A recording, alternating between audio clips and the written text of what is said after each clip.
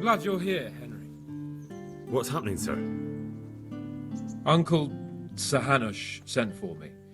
No doubt he wants to give me another ear-bashing about the error of my ways. And he said to bring you too. Oh, Sakra. That doesn't sound good. Indeed. I wonder what he wants to lecture me about this time. And you, because you're going with me. All right, we should get going then, shouldn't we, Sir Hans? The sooner we get it over and done with, the better. I suppose so. Right away. I put some of my old clothes in a trunk for you. I don't want you making me look bad in front of Hanush. And I see I did the right thing. Jesus, Henry, if you're going to be my companion, you have to look the part. Thanks, Sir Hans. I'll go and get changed now.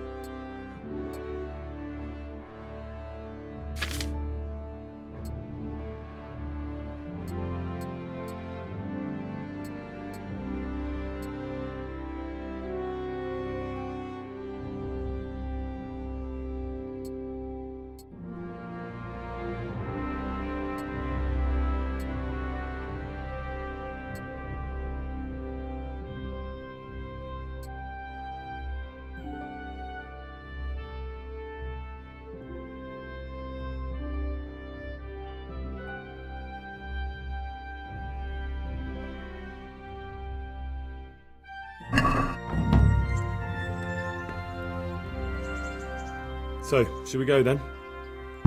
Let's go. And by the way, I'm glad you got dressed up properly. Clothes make the man, and in your case, it's quite a transformation. Come along then.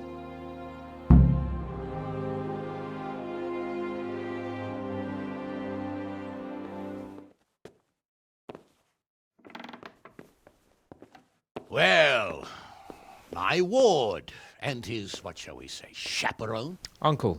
My lord? I hope we haven't dragged you away from anything too important. Not at all, Uncle. We Like were just... boozing and whoring, for instance.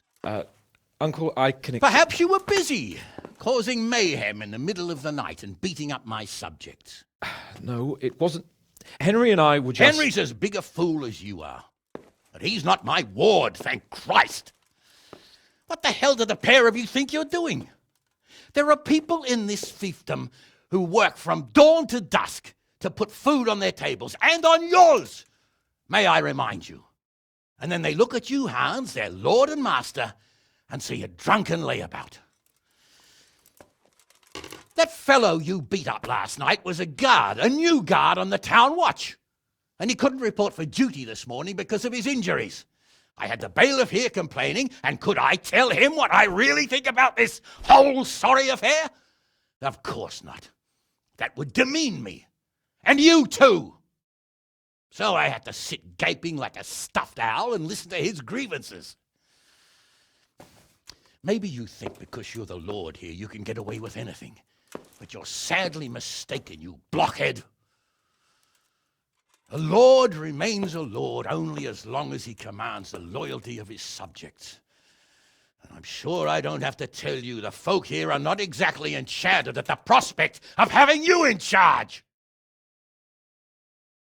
That was the last straw, Capon. One more of your escapades and I'll send you to your mother in Polnar.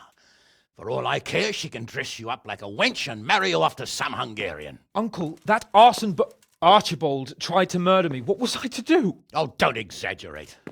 Well, I'm hardly surprised after you molested his girl and humiliated him. I was only... Oh, don't whine, for heaven's sorry. sake.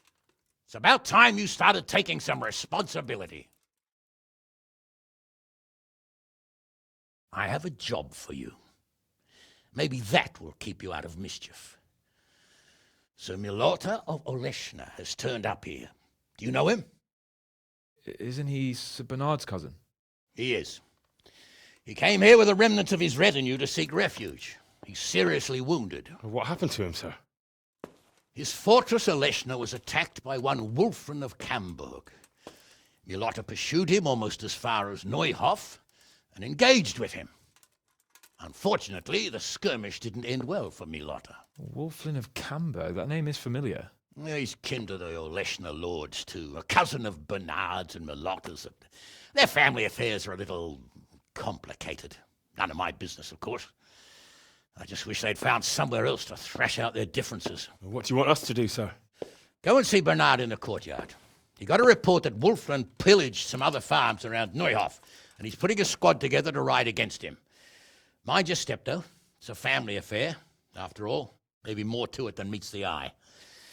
The important thing is to get that damn scavenger out of the domain. If possible, without bloodshed. I can't afford to lose any men over this business. Have I made myself clear? Yes, sir. Very well, Uncle. Get to work, then.